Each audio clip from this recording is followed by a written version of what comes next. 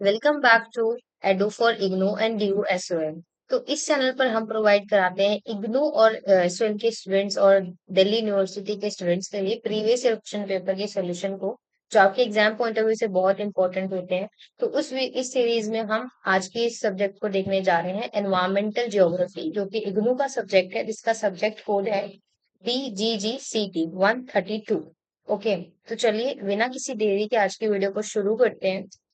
तो ये सब्जेक्ट अपने आप में बहुत इंपॉर्टेंट है, क्योंकि ये सब्जेक्ट बहुत सारे स्टूडेंट्स के पास भी होता है। तो इस वजह से भी हमने ये सोचा कि ये सब्जेक्ट डिस्कस कर लिया जाए, बिकॉज एग्जाम में प्रीवियस ईयर पेपर से ज्यादा इंपॉर्टेंट और कोई चीज होती नहीं है। तो इसलिए मैं आपको सजेस्ट करूंगी कि एग्जाम देने से पहले आप इस वीडियो को जरूर देखिएगा लास्ट तक, सभी क्वेश्चंस को। इस वीडियो में आप बहुत सारे क्वेश्चंस को देखेंगे एक एक करके, जो आपके एग्जाम में बहुत हेल्पफुल होंगे।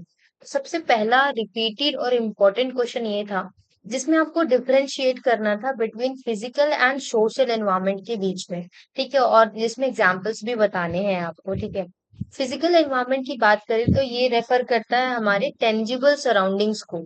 ठीक है, जो टेंजिबल होते हैं, जिसमें हमारा नेचुरल एलिमेंट्स हो सकता है, माउंटेन हो सकते हैं, रिवर्स हो सकते हैं, फॉरेस्ट हो सकते हैं, ह्यूमन मेड जितने भी स्ट्रक्चर्स होते हैं लाइक बिल्डिंग्स, रोड्स एक्सेट्रा, जिनको हम टच कर सकते हैं, टेंजिबल फॉर एग्जाम्पल। ठीक है, और जैसे कि माउंटेन रेंज है, ये एक तरीके का फिजिकल एनवायरनमेंट है। ठीक है, ऑन दी अदर हैंड अगर हम सोशल एनवायरनमेंट की बात करें, फिजिकल एनवायरनमेंट तो हमने देखा जो टेंजिबल सराउंडिंग्स होते हैं, और अगर हम सोशल एनवायरनमेंट की बात करें तो ये शेप होता है बाय द ह्यूमन इंटरेक्शन के थ्रू, जिसमें हमारे कल्चर्स होते हैं, सोसाइटीज होती हैं, उनके इंस्टीट्यूशंस होते हैं, लॉज होते हैं, नॉर्म्स होते हैं, जिसमें इकोसिस्टम कम्युनिटी का स्ट्रक्चर होता है। फॉर एग्जाम्पल, एक जो सिटी है उसका कल्चर और उसकी कम्युनिटी, ये क्या कहलाएगी? ये सोशल एनवायरनमेंट कहलाता है। ठीक है, जो कि नॉन टेंजिबल होता है। So I hope this is clear to you. Next question पे आते हैं, जिसका बी पार्ट है फर्स्ट का। आप चाहें तो वीडियो पॉज करके लिख भी सकते हैं, जिसमें आपको बताना है what is pollution, name any 3 major air pollutant and their sources. देखिए, पोल्यूशन की बात करें तो बेसिकली एक ऐसा हार्मफुल सब्सटेंस होता है, ठीक है, जिसकी वजह से क्या होता है, प्रोडक्ट जो होता है वो एनवायरमेंट में चला जाता है, और उसकी वजह से एडवर्स चेंजेस हमें देखने को मिलते हैं, जो अफेक्ट करते हैं एयर, वाटर और सॉइल को। ठीक है, जो लीड करता है बेसिकली, ये जो पोल्यूटेंट जो होते हैं, जो इन सभी चीजों को अफेक्ट करते हैं, एयर, वाटर और सॉइल को, उस चीज की वजह से लास्ट में क्या होता है कि हेल्थ और एनवायरमेंट में कई तरीके की प्रॉब्लम्स क्रिएट होती हैं। तो दिस इज पोल्यूशन। ठीक है, और पोल्यूशन की बात करें, सोर्स क्या हो सकता है, तो बहुत सारे सोर्सेज हो सकते हैं इसके। तो उनमें से कुछ है कार्बन मोनोऑक्साइड, ठीक है, जो प्रोड्यूस होता है, जिसका अगर इनकम्प्लीट कंजम्पशन हो सके, कंजम्पशन फ्यूल में होने लग गया, व्हीकल्स और इंडस्ट्रियल एरियाज होते हैं उसमें, उसकी वजह से पोल्यूशन बढ़ता है। सल्फर डाइऑक्साइड हो गया, जो एमिटेड करता है from the burning of fossil fuel से लेकर at the power plants of industrial facilities. ठीक है, और नाइट्रोजन ऑक्साइड की बात करें तो ये भी एक पोल्यूशन ही क्रिएट करता है, बिकॉज ये जनरेट होता है फ्रॉम द जितने भी व्हीकल्स के इमिशंस होते हैं ना, जिसकी पावर प्लांट्स होता है, इंडस्ट्रियल एक्टिविटीज होती है वहां पे। तो ये जो पोल्यूटेंट्स है बेसिकली, ये सबसे ज्यादा हार्मफुल होते हैं। ठीक है, जिसकी वजह से ह्यूमन हेल्थ होता है और इकोसिस्टम पूरे तरीके से डैमेज हो जाता है, और कंट्रीब्यूट करता है एक ग्लोबल इशू को, जैसे कि एसिड रेन जैसी चीजों को, जिसकी वजह से हमें बहुत सारे नुकसान झेलने को मिलता है, और क्लाइमेट चेंज जैसी चीजें भी पोल्यूशन की वजह से ही होती हैं। ठीक है, तो ये आप देख रहे होंगे कि इस आंसर का जो क्वालिटी है वो किस तरीके से डेप्थ में लिया गया है। भले ही ये इतना ही आंसर है, बट इस चीज में एक एक चीज को अच्छे तरीके से बताया गया है। अगर आप एग्जाम में एज इट इज भी लिख के आते हैं ना, आपको बहुत अच्छे नंबर मिलेंगे। और इसमें अगर आप अपने और वर्ड्स ऐड ऑन कर लेते हैं तो अब तो ये बहुत ही अच्छी बात होगी, बट इन पॉइंट्स को आपको बिल्कुल भी मिस नहीं करना है। नेक्स्ट हम देखते हैं सी पार्ट है, जिसका हमारा फोर्थ, जिसमें आपको बताना है जीरो फिटीज एंड हेलोफिथिस क्या होते हैं, और ये प्लांट्स को सरवाइव करने में और हार्श कंडीशन में कैसे क्या मतलब होता है। ठीक है, जेरोफिटिस की बात करें तो ये बेसिकली ऐसे प्लांट्स होते हैं जो अडेप्टेड होते हैं to survive in extremely dry condition, जो ड्राई कंडीशन में भी सरवाइव कर सकते हैं, सच है इसकी डेजर्ट हो गया, जैसे कि हमारा कैक्टस होता है। ओके, और फीचर जिसमें थिक्स होते हैं, फ्लैशी होते हैं, उनके लीव्स में जो होते हैं ना, उनमें वाटर स्टोर होता है। ठीक है, जो रिड्यूस कर सकते हैं लीव सर्फेसिस को, एरियाज को। ठीक है, और मिनिमाइज वाटर लॉस में भी ये सस्टेन कर जाते हैं, इसको हम जीरो फिटिस कहते हैं। ठीक है, जैसे कि कैक्टस और एलोई होता है हमारा एक, ठीक है। और एक अगर हम हेलोफिटिस की बात करें तो ये ऐसे प्लांट्स होते हैं जो हाई सैलिनिटी एनवायरनमेंट में रहते हैं, ठीक है, सच एज कोस्टल मार्शेस हो गया, सॉल्ट फ्लैशेस हो गए। तो ये जो प्लांट्स होते हैं ना, ये अडेप्टेशन होते हैं सॉल्ट ग्लैंड को, जो एक्सक्रीट कर सकते हैं, एक्सेस कर सकते हैं सॉल्ट में, ठीक है। और सस्कुलेंट कर सकते हैं बिकॉज इनके जो लीव्स होते हैं ना उसमें वाटर स्टोर हो जाता है, ठीक है। और ये स्पेशलाइज होते हैं बेसिकली रूट स्ट्रक्चर में, उनका रूट जो होता है उसका स्ट्रक्चर बेसिकली स्पेशलाइज होता है। एग्जाम्पल के लिए बात कर सकते हैं, मैंग्रोव्स होते हैं हमारे, ठीक है, सल्टबर्स हो सकते हैं, ये इसका एग्जाम्पल हो सकता है जो हेलोफेटिस कहलाते हैं, ठीक है। तो दिस इज, ठीक है, the condition of these two types of plants, you can explain it. Next D part में आते हैं जिसमें आपको बताना है list any four major areas environmental conversation. अगर हम बात करें forestry and wild life conversation की, ठीक है, जिसमें आपको मेजर एरियाज बताने हैं, ठीक है। तो उसमें आप बता सकते हैं जिसमें प्रोटेक्शन फॉरेस्ट और वाइल्ड लाइफ हैबिट्स के थ्रू होता है, ठीक है। और वाटर रिसोर्सेज मैनेजमेंट की बात कर सकते हैं आप इसमें, जिसमें हम सस्टेनेबल और यूज क्वालिटी ऑफ वाटर जो रिसोर्सेज है उसका फ्यूचर जनरेशन बता सकते हैं। एयर एयर क्वालिटी मैनेजमेंट की बात कर सकते हैं आप, ठीक है। सॉइल कन्वर्जेशन बता सकते हैं कि कैसे implementing practices to prevent soil erosion, उसकी वजह से मेंटेन फर्टिलिटी हो सकता है और सस्टेनेबल एग्रीकल्चर को सपोर्ट किया जा सकता है। तो ये any four measures areas of environmental conversation आप बता सकते हैं, इनके अलावा भी आप चाहें तो बता सकते हैं। नेक्स्ट है हमारा, what is the Kyoto protocol, state the three conversational issues that the signed countries agreed to resolve. Kyoto Protocol, I will tell you that this is very important question, इसके एग्जाम में बहुत ज्यादा chances होते हैं। हालांकि सभी question important है but ये क्वेश्चन सबसे ज्यादा रिपीटेड था, ये अपने आप में बहुत इंपॉर्टेंट होता है, ठीक है। तो क्योटो प्रोटोकॉल बेसिकली एक इंटरनेशनल एग्रीमेंट था जो लिंक हुआ था यूनाइटेड नेशन के फ्रेमवर्क में, ठीक है, जो कन्वेंशन हुआ था जिसमें हमारा क्लाइमेट चेंज के अंदर यूएनएफसीसीसी के अंदर अंतर्गत, ठीक है, जो कमिट करता है पार्टीज को रिड्यूस करने के लिए ग्रीन हाउस गैसेस के जितने भी एमिशन है उसको। और ये अडॉप्ट कर हुआ था इन 1997 में, और कीम हुआ था बेसिकली इन 2005 में, इसको फोर्स में लाया गया था।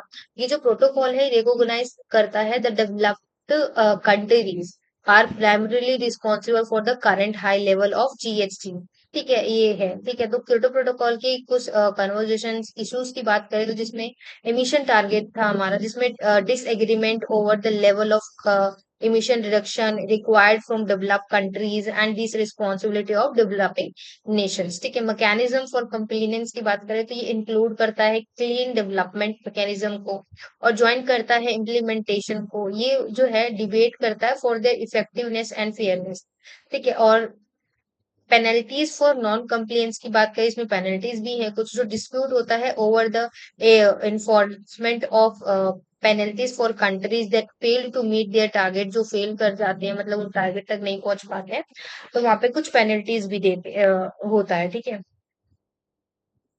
नेक्स्ट हम देखते हैं इसका बी पार्ट जिसमें आपको डिस्क्राइब करना है layered arranged of vegetation in the equatorial region, ठीक है। तो बेसिकली ये जो है vegetarian is a typically structured in a distinct layer, ठीक है, डिस्टिंक्ट लेयर के अंदर होता है स्ट्रक्चर होता है इसका, जो एक तरीके से सपोर्ट करते हैं different different types of plants को और एनिमल के लाइफ को। जैसे कि इमर्जेंट लेयर होता है हमारा, ये जो होता है टॉप लेयर होता है जो टॉलेस्ट ट्रीज के ऊपर होता है, जिससे कि जो अप टू 200 फीट टॉल होते हैं उनमें पाया जाता है, ठीक है। और कैनोपी लेयर की बात करें तो ये लेयर जो है बेसिकली डेंस रूफ में होता है ओवर द फॉरेस्ट, जो फॉरेस्ट होता है उसका जो डेंस रूफ होगा वहां पर ये चीज होती है। ये कंसिस्ट करती है क्लोजली स्पेस ट्रीज को, ठीक है, जो इंटरलॉक करते हैं ब्रांचेस को और लीव्स को एक दूसरे से इंटरलॉक करते हैं, और उसके एक तरीके से उसका जो स्पेस होता है ट्रीज का उसको क्लोजली करते हैं, ठीक है। इससे क्या होता है कि हाउसेस अ रिच बायोडाइवर्सिटी, जो इंक्लूड करते हैं इंसेक्ट्स को, बर्ड्स को एंड मैमल्स को, ठीक है, लाइक स्लॉथ्स हो गया, मंकीज हो गया, जिसकी वजह से इनको थोड़ा आसानी होता है, ठीक है। अंडर स्टोरी लेयर क्या होता है इसमें, बेसिकली बिलो द कैनोपी, जो कैनोपी के नीचे होते हैं, ठीक है। तो यहाँ पे आप समझ सकते हैं कि इमर्जेंस लेयर जो टॉप में होता है, कैनोपी लेयर जो होता है वो डेंस ऑफ द रूफ के फॉरेस्ट में होता है, और अंडरस्टोरी लेयर जो होता है वो कैनोपी के नीचे होता है। जो अंडरस्टोरी जो इसमें क्या होता है, रिसीव करते हैं लिमिटेड सनलाइट को, बहुत ही लिमिटेड सनलाइट इन तक पहुंच पाती है, बिकॉज ऊपर जो होते हैं उनके पास ज्यादा पहुंच पाती है, नीचे तक जाने में बहुत कम सनलाइट पहुंचती है। ठीक है, ये कंसिस्ट करते हैं स्मॉलर ट्रीज होते हैं, सर्ब्स होते हैं, प्लांट्स होते हैं ना, जो टॉलरेट कर लेते हैं लो लाइट के कंडीशन में भी, वैसे ये लेयर होती है। ठीक है, और फॉरेस्ट फ्लोर क्या होता है कि ऐसे जो बॉटम लेयर पे होते हैं, बिल्कुल जैसा कि इसके नाम से पता चल रहा है। ठीक है, ये वेजिटेशन ब्यूड होते हैं because the lack of sunlight, बिल्कुल सनलाइट की कमी की वजह से ये बिल्कुल नीचे होते हैं। ठीक, बिकॉज नीचे ऑब्वियसली सनलाइट तो कम होगा ही। ठीक है, ये बिल्कुल कवर्ड होते हैं जंगलों में, अगर हम बात कर रहे हैं तो ठीक है, ये डीकम्पोजिंग लीव्स होती हैं जो ऑर्गेनिक मैट्रेस में प्रोवाइड करती है न्यूट्रिएंट, इनमें जो होते हैं न्यूट्रिएंट्स प्लांट्स भी होते हैं, जैसे कि मैमल्स होते हैं, इंसेक्ट्स होते हैं, फंगी थ्राइप्स होते हैं, वो चीजें इनमें इंक्लूड होती है। ठीक है, तो कुछ इस तरीके से इसका आंसर आप एक्सप्लेन कर सकते हैं। आई होप आपको सारी चीजें यहाँ तक समझ में आ रही होंगी। नेक्स्ट हम देखते हैं सी पार्ट, जिसमें आपको डिफरेंशिएट करना बिटवीन बायोडिग्रेडेबल वेस्ट में और नॉन बायोडिग्रेडेबल। आई होप ये आपने बहुत पढ़ा होगा। ठीक है, तो बायोडिग्रेडेबल ऐसे होते हैं, जो ऐसे वेस्ट मटेरियल होते हैं जो ब्रोक डाउन हो सकते हैं नेचुरली। ठीक है, और माइक्रोऑर्गेनिज्म के अंदर हार्मलेस सब्सटेंस में बदल सकते हैं, जैसे कि फूड का स्क्रैप्स होते हैं, पेपर होता है, वुड होता है। बट नॉन बायोडिग्रेडेबल वेस्ट ऐसे होते हैं जो नेचुरली उसमें बेसिकली डाउन नहीं हो पाते हैं, नेचुरल प्रोसेस में वो डाउन नहीं हो पाते हैं। जैसे कि प्लास्टिक हो जाता है, गैस हो सकता है, मेटल्स हो सकते हैं, सॉरी ग्लास और मेटल्स होते हैं, जो नेचुरली मतलब खत्म नहीं होते हैं पोल्यूशंस के, मतलब वो उनको खत्म होने में मतलब बहुत टाइम लगता है उन वेस्ट को। ठीक है, ये पोल्यूशन और हार्मफुल हार्मिंग इकोसिस्टम जो बनाते हैं वो नॉन बायोडिग्रेडेबल वेस्ट होते हैं, तो ये बता सकते हैं आप। नेक्स्ट हम देखते हैं क्वेश्चन नंबर थर्ड, जिसमें आपको डिफाइन करना है इकोलॉजी एंड इकोसिस्टम। इकोलॉजी की बात करें, ये ब्रांच ऑफ बायोलॉजी है। ठीक है, जो स्टडी किया जाता है इंटरेक्शन बिटवीन जितने भी ऑर्गेनिज्म होते हैं, उनके जो फिजिकल एनवायरनमेंट होते हैं उनके अंदर। ठीक है, और इकोसिस्टम की बात करें तो ये बेसिकली एक कम्युनिटी होता है जिसमें लिविंग ऑर्गेनिज्म रहते हैं, जैसे कि प्लांट्स, एनिमल्स, और जो माइक्रोब्स होते हैं वो सभी इनके अंदर रहते हैं। ठीक है, बायोटिक और अबायोटिक फैक्टर्स की बात कर लेते हैं अब हम। तो बायोटिक फैक्टर्स की बात करें तो ये इंक्लूड करता है लिविंग ऑर्गेनिज्म को जो इकोसिस्टम में रहते हैं। ठीक है, जैसे कि ऑटोफोरस भी हम कहते हैं, हेटरोफोरस कंज्यूमर्स को कहते हैं, डिकम्पोजर्स को हम डिट्रेवर्ट्स कहते हैं। तो वो ये चीजें, ये क्या है, ये एक तरीके से बायोटिक फैक्टर्स होते हैं। अबायोटिक फैक्टर्स की बात करें तो ये नॉन लिविंग कंपोनेंट्स होते हैं इकोसिस्टम के अंदर। ठीक है, दे इंक्लूड जैसे कि sunlight, temperature, water, soil, nutrients, ये क्या है, अबायोटिक फैक्टर्स हैं जो नॉन लिविंग्स होते हैं। ठीक है, तो the interaction between biotic and abiotic factors in ecosystem forms a complex web relationship, जो मेंटेन करता है बैलेंस ऑफ द इकोसिस्टम। जब एक बायोटिक और अबायोटिक के बीच में सारी कॉम्प्लेक्स चीजें, फीचर्स होती है रिलेशनशिप के बीच में, तब ये सारी चीजें बैलेंस आउट हो जाती है। नेक्स्ट हम क्वेश्चन नंबर 4 देखते हैं, जिसमें आपको बताना है what is biome. Describe tropical and temperature grassland biomes with respect extensive flora and fauna. ये अगेन ये क्वेश्चन बहुत इंपॉर्टेंट है, ये बार बार एग्जाम में आता ही है।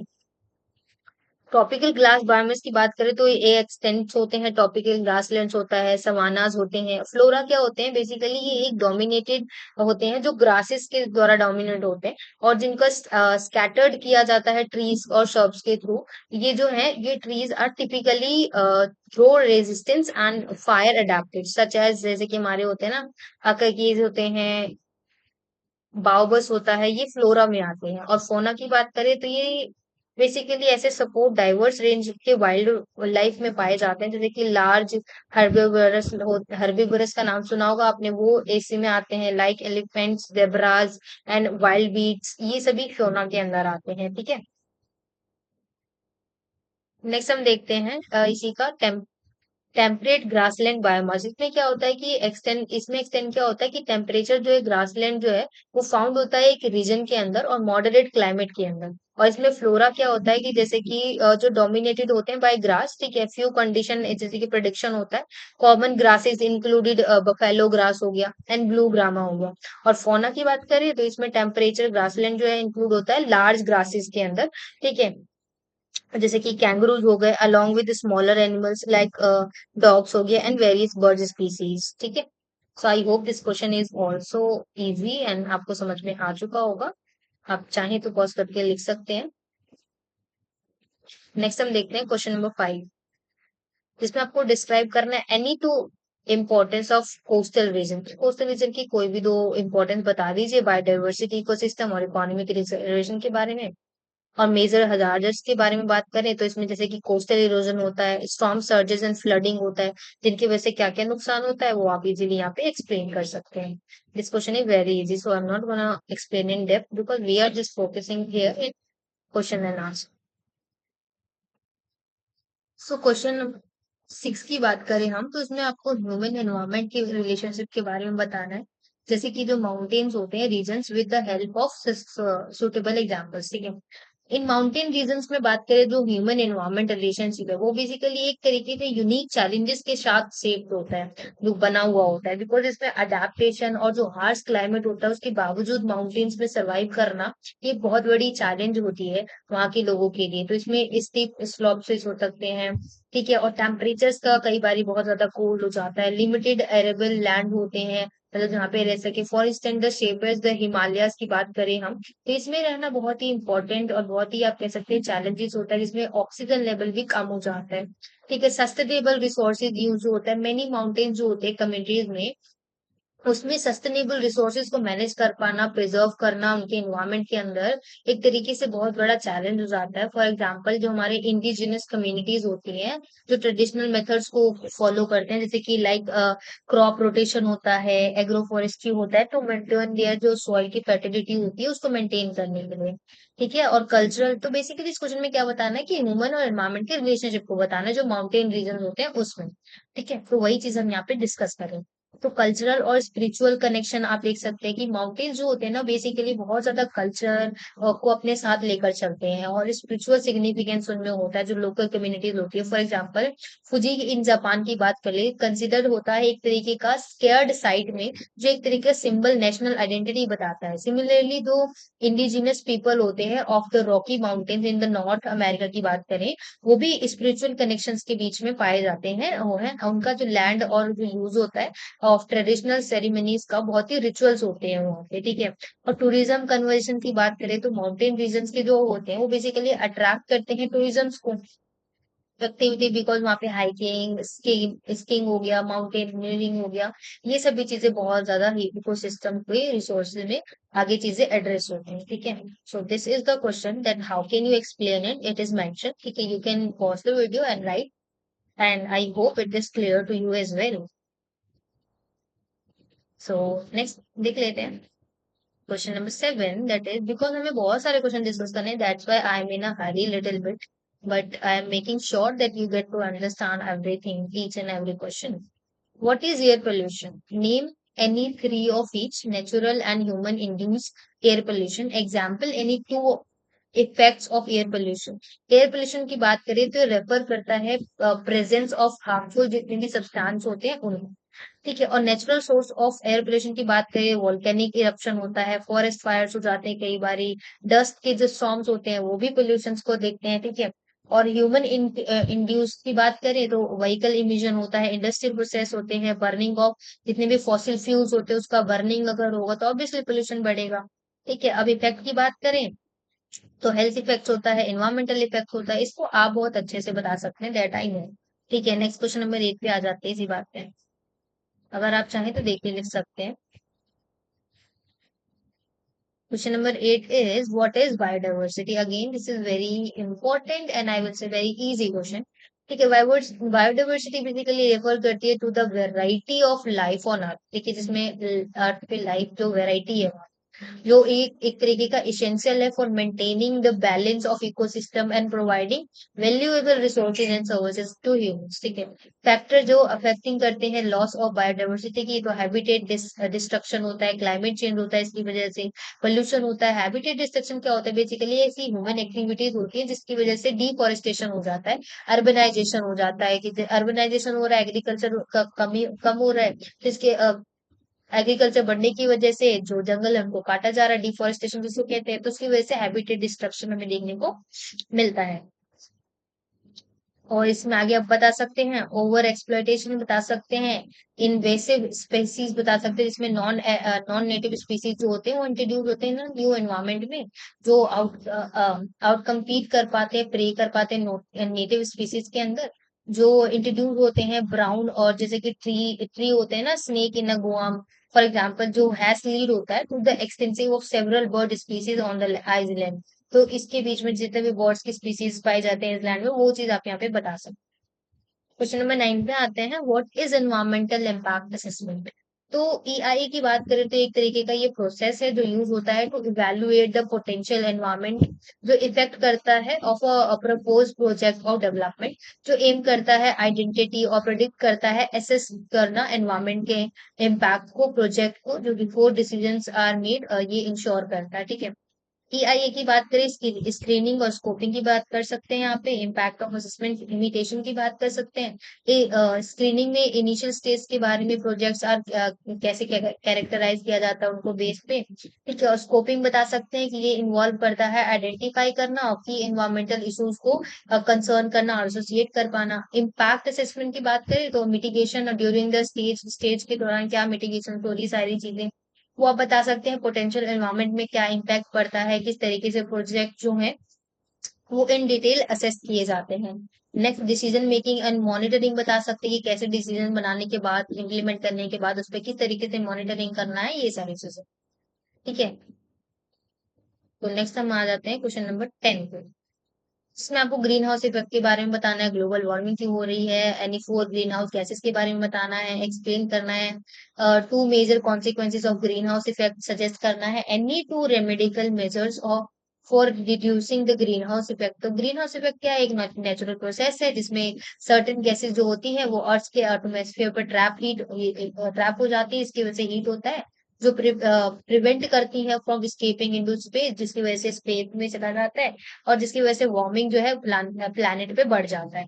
ये ग्लोबल वार्मिंग हो गया। ग्रीन हाउस इफेक्ट उसको कंट्रोल सॉरी कंट्रीब्यूट करने की बात करें तो carbon dioxide, methane, nitro dioxide, ठीक है, ये HFC हो गया, PFCS, SF6 हो गई, ये सभी चीजें ज्यादा कंट्रीब्यूट करती हैं इसको बढ़ाने में।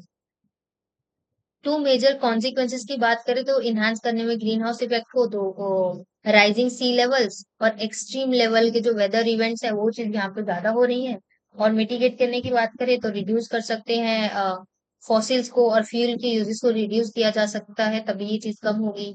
रिफॉरेस्टेशन और अफॉरेस्टेशन किया जा सकता है, जिसमें ट्रीज को ज्यादा ज्यादा लगाया जाए, ट्रीज को ना काटा जाए। ठीक है। तो इस वजह से ये चीज रुक सकती है। नेक्स्ट क्वेश्चन नंबर 11 पे आ जाते हैं, जिसमें आपको डिस्क्राइब करना है इन डिटेल द इफेक्ट। अगर आप चाहें तो ये देखिए लीजिए, ये मैं वीडियो पॉज कर दे, थोड़ा सा रोक लिए, आप चाहें तो लिख सकते हैं।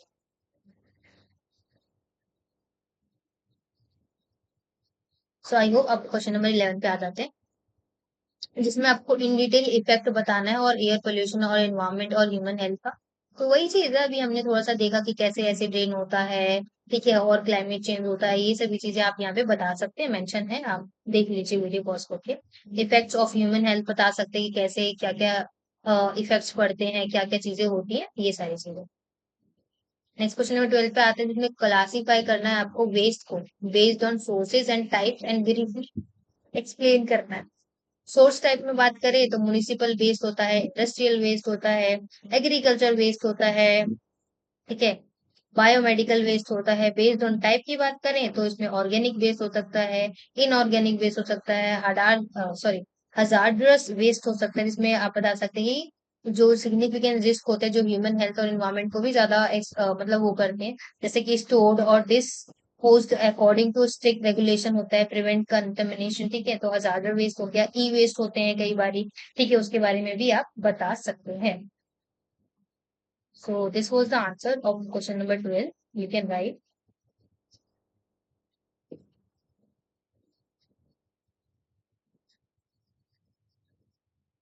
नेक्स्ट क्वेश्चन नंबर 13 पे आता है, जिसमें आपको इलिस्ट्रेट करना है with the example of any 5 impact जिसमें बायोडाइवर्सिटी लॉस होती है।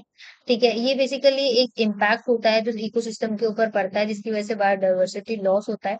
ठीक है। और प्लैनेट जो होता है, एक तरीके से पूरे प्लैनेट पर ये चीज असर पड़ती है। जैसे कि इसके इसके की इम्पैक्ट्स क्या हो सकते हैं? Disruption of ecosystem.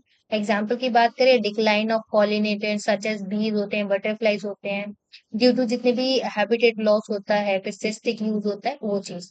इम्पैक्ट बता सकते हैं कि लॉस ऑफ बायोडाइवर्सिटी जो अफेक्ट करता है इकोसिस्टम को, सर्विसेज लाइक जैसे कि पॉलिनेट्स होते हैं, वाटर प्योरिफिकेशन होता है, ये चीजें। लॉस ऑफ मेडिकल रिसोर्सेज की बात कर सकते हैं आप यहाँ पे कि कैसे मेडिकल रिसोर्सेज कम है, लॉस होता है उनको, उसकी वजह से होता है। इकोनॉमिक कॉन्सिक्वेंसेस क्या होते हैं उसके बाद उसका इम्पैक्ट किस तरीके से पड़ता है, वो चीज यहाँ पे मेंशन कर सकते हैं। जैसे कि वल्नरेबिलिटी और नेचुरल डिजास्टर्स किस तरीके से बढ़ रहे हैं, इकोसिस्टम किस तरीके से इम्बैलेंस हो रहा है, इसकी वजह से भी बायोडाइवर्सिटी लॉस जो है बढ़ रहे हैं। नेक्स्ट हम क्वेश्चन नंबर 14 पे आते हैं, जिसमें आपको डिस्क्राइब करना है डिटेल में इन्वायरमेंटल स्टैंडर्ड को on the basis of nature source and step.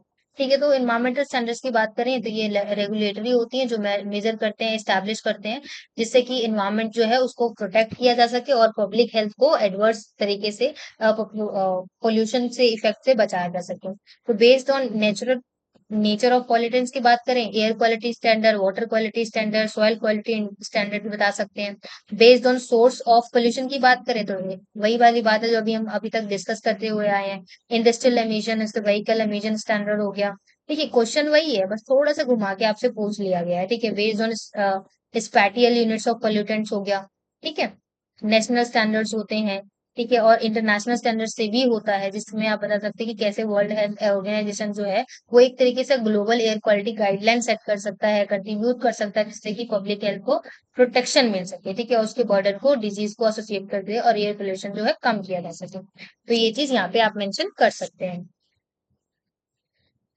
Next हम देखते हैं क्वेश्चन नंबर 15, जिसमें आपको क्लाइमेट चेंज के बारे में बताना है। अगेन वही क्वेश्चन है कि कैसे ग्रीन हाउस गैस जो है इमिशन ये चीज इस पे इफेक्ट कर रही है, एटमॉस्फेरिक के साथ साथ ओशन कंडीशन में चेंज आ रहा है। ठीक है, और क्लाइमेट चेंज की बात करें तो राइजिंग ग्लोबल टेम्परेचर बढ़ रहा है, जिसकी वजह से ग्लेशियर्स पिघल रहे हैं, आइस कैप्स हो रहे हैं, वो चीज आप यहाँ पे मेंशन कर सकते हैं। आई होप ये इतना डिफिकल्ट नहीं है कि मुझे ये डिस्कस करने की जरूरत है, आप जस्ट पढ़ लीजिए, आपको सारी चीजें समझ में आ जाएंगे। क्लाइमेट चेंज क्या होता है? बेसिकली एक लॉन्ग टर्म का अल्टरनेटिव होता है, जिसकी वजह से अर्थ के क्लाइमेट के पैटर्न में चेंज हो जाता है, और इसकी वजह से चेंजेस होते हैं टेम्परेचर में भी, प्रेसिपिटेशन में भी, वाइंड पैटर्न में भी, और सारी चीजों में चेंजेस हो जाते हैं। इसकी वजह से इसको क्लाइमेट चेंज कहते हैं। वो चीज आप मेंशन करके और यहाँ पे ये सारे पॉइंट्स को मेंशन कर सकते हैं। नेक्स्ट 16 नंबर क्वेश्चन पे आते हैं, जिसमें आपको नॉर्थ साउथ डिबेट के बारे में बताना है, और ये जो national of south relevant of CO2 emission है उसके बारे में बताना है। नॉर्थ साउथ डिबेट की बात करें तो ये रेफर करता है of ongoing discussion and negotiation between develop जितने भी ग्लोबल और नॉट डेवलपिंग ग्लोबल साउथ होते हैं कंट्रीज के हैं, उनके बारे में बेसिकली ये डिबेट है, जो रिडिकुलेट करता है short nation of cut CO2 emission की बात करता है, जो इकोनॉमिक डेवलपमेंट प्रायोरिटीज को और हिस्टोरिकल रिस्पॉन्सिबिलिटीज के बारे में डिस्कस करता है। ठीक है, स्ट्रैटेजीज की बात करें इंप्रूव करने के लिए तो ट्रांजिशन इन रिन्यूएबल एनर्जी में हो सकता है, एनर्जी इफिशियंसी बढ़ाई जा सकती है, इसकी वजह इससे सुधार हो सकता है। ठीक है, अफोरेस्टेशन और रिफोरेस्टेशन की बात करी जा सकती है, जो हम पहले डिस्कस कर चुके हैं। तो अगेन वही सारे पॉइंट्स हैं, बस आपको थोड़ा सा क्वेश्चन को समझना है। क्वेश्चन नंबर 17 की बात करें तो जिसमें आपको 6 कॉजेस के बारे में बताना है सॉइल पोल्यूशन के बारे में। वही है same, again industrial, agricultural, mining and quarrying, waste deposit, मतलब यहाँ पे ऐसा भी पॉइंट नहीं छोड़ा गया है जो मतलब नहीं लेगा, मतलब सारी पॉइंट्स को मेंशन करा गया है। तो आप इस तरीके से देख सकते हैं यहाँ पे कितना ज्यादा इंपॉर्टेंट है। तो आपको सभी वीडियोस को ना पॉज कर करके लिखना जरूर है, I will suggest you. Even तो लिखेंगे नहीं तो एटलीस्ट पढ़ना जरूर है, तभी आपको सारी चीजें समझ में आएंगी, और किस तरीके से चीजों को एग्जाम में लिखा जाता है वो चीजें आपको समझ में आएंगी। इन डिटेल में बनाने में हमें बहुत मेहनत लगती है। तो प्लीज सपोर्ट करिए, ज्यादा से ज्यादा शेयर करिए, लाइक करिए, सब्सक्राइब करिए, और बाकी आपकी हेल्प के लिए तो हम यहाँ पे हैं ही। ठीक है, अर्बनाइजेशन, इंफ्रास्ट्रक्चर डेवलपमेंट, ये सारी चीजें आप यहाँ पे मेंशन कर सकते हैं। क्वेश्चन नंबर 18 की बात करें तो why do we need to conserve the environment, state any 4 points of environmental management plan. Need for environmental conservation, देखिए प्रेजर्वेशन बायोडाइवर्सिटी ये इंपॉर्टेंट है, सस्टेनेबल रिसोर्स मैनेज करना ये इंपॉर्टेंट है। ठीक है, और मिटिगेशन और क्लाइमेट चेंज जैसी पॉइंट्स को बात करना, उसको इम्प्रूव करना, प्रोटेक्शन प्रोटेक्शन करना ह्यूमन हेल्थ की, और एनवायरमेंटल मैनेजमेंट प्लान बनाना और इमिटेशन मेजरमेंट्स की बात करना। ये सभी पॉइंट्स आप यहाँ पे मेंशन करते हुए इस क्वेश्चन के आंसर को कंप्लीट कर सकते हैं। Monitoring, reporting, stakeholder engagement, ये सभी चीजें, ठीक है। क्वेश्चन नंबर 20 की बात करें तो ये अगेन इम्पोर्टेंट क्वेश्चन है जिसमें आपको एडहॉक मेथड और मैट्रिक मेथड के बारे में डिस्कस करना है। तो एक एक करके देखते हैं। एडहॉक मेथड बेसिकली क्या होता है, इसमें ना फ्लेक्सिबल और इनफॉर्मल अप्रोच होता है जिसमें इन्वायरमेंटल इम्पैक्ट असेसमेंट बनाया जाता है। ये इन्वॉल्व करता है एक्सपर्ट द्वारा जजमेंट को, जो इवेलुएट करते हैं पोटेंशियल इम्पैक्ट को किसी भी प्रोजेक्ट के अंदर, ठीक है। और मैट्रिक्स मेथड होता है जिसमें एक सिस्टमैटिक अप्रोच बनाया जाता है जो मैट्रिक्स द्वारा एक्सेस करता है एनवायरमेंटल इम्पैक्ट को, और ये इन्वॉल्व होता है लिस्ट करने के लिए प्रोजेक्ट जितनी भी एक्टिविटीज है, एनवायरमेंटल कंपोनेंट्स हैं उनके बीच में, ठीक है। और ये ईच सेल जो होता है इन द मैट्रिक्स एनालाइज करता है, डिटरमाइन भी करता है the magnitude and significance of impact को। सो बेसिकली मेन डिफरेंस की बात करें तो जो एडहॉक मेथड होता है ना वो यूजफुल होता है प्रीलिमिनरी असेसमेंट के अंदर जिसमें लिमिटेड डाटा होता है, ठीक है। और ये जो मेथड होता है मैट्रिक्स वाला, इसमें वो हेल्प करता है विजुअलाइज करने में रिलेशनशिप को, जितनी भी प्रोजेक्ट की एक्टिविटीज है, इन्वायरमेंटल फैक्टर्स है उसमें, और लार्ज अमाउंट ऑफ डाटा यहाँ पे होता है, कंपेयर करता है टू एडहॉक मेथड के, ठीक है। और अगर इट प्रोवाइड्स मोर स्ट्रक्चर, अगर हम एडहॉक मेथड के कंपैरिजन में बात करें तो जो मैट्रिक मेथड है वो हमें ज्यादा स्ट्रक्चर वे में और क्वांटिटेटिव असेसमेंट के कंपैरिजन में हमें रिसोर्सेज जो है प्रोवाइड कराता है। Question number 21, this is last question and I hope हमने यहाँ तक जितने भी क्वेश्चन देखे आपको सभी समझ में आ गए होंगे। ज्यादा मुश्किल भी नहीं थे और मैंने इजी वर्ड्स में आपको समझाया भी है। कोस्टल इरोजन की बात करें तो कोस्टल इरोजन क्या है कि बेसिकली इसमें कोस्टल लैंड जो होता है उसका लॉस होता है due to natural process, like जैसे कि वेव एक्शन हो जाते हैं, कई बार सी लेवल राइज हो जाता है, ह्यूमन एक्टिविटीज सच एज जैसे कि कंस्ट्रक्शन, ठीक है, सैंड माइनिंग करना, ठीक है, ये इस चीजों से कोस्टल इरोजन होता है। और स्टॉर्म सर्जन क्या होता है कि स्टॉर्म सर्जेस होती हैं जिसमें अब नॉर्मल राइज होता है, सी लेवल जो है वो कॉज होता है बाय द स्ट्रॉन्ग वाइंड्स जो लो एटमॉस्फेयर और प्रेशर के ड्यूरिंग होता है, जो स्टॉर्म्स और ह्यूरिकेन्स के थ्रू होता है। ये जो सर्जेस होती हैं वो इंडिकेट हो सकते हैं कोस्टल एरियाज में, हो सकता है सिग्निफिकेंस फ्लडिंग हो सकता है, ठीक है, प्रॉपर्टी डैमेज हो सकता है, इसकी वजह से लॉस ऑफ लाइफ हो सकता है। और ये ऑल्सो एक्सिबरेट करते हैं इम्पैक्ट्स को कोस्टल इरोजन के अंदर एंड लीड करते हैं लॉन्ग टर्म चेंजेस को in ecosystem landscape, distributing local economic and ecosystem, ठीक है, इकोनॉमिक सिस्टम के अंदर होता है। So this is was the last question. इस सब्जेक्ट के अलावा अगर आपको किसी और सब्जेक्ट का सोल्यूशन चाहिए तो आप हमें कमेंट सेक्शन में बता सकते हैं। सो यहाँ तक की वीडियो देखने के लिए thank you so much. Don't forget to like share and subscribe. Thank you.